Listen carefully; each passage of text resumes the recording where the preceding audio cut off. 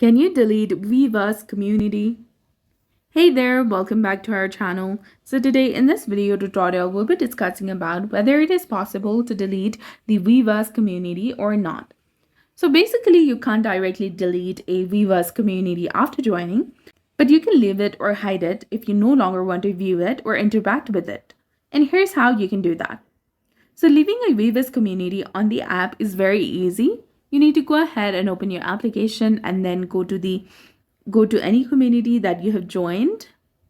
Once you're there, tap on the three dots in the top right corner of the screen, and there you will see a lot of options available.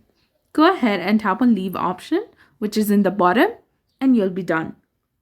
Once you've confirmed your choice, leaving removes the community from your list, but you can rejoin by simply searching for it again. So deleting a community is not possible. Only Weverse or the artist agency can delete a community, and users can only join or leave.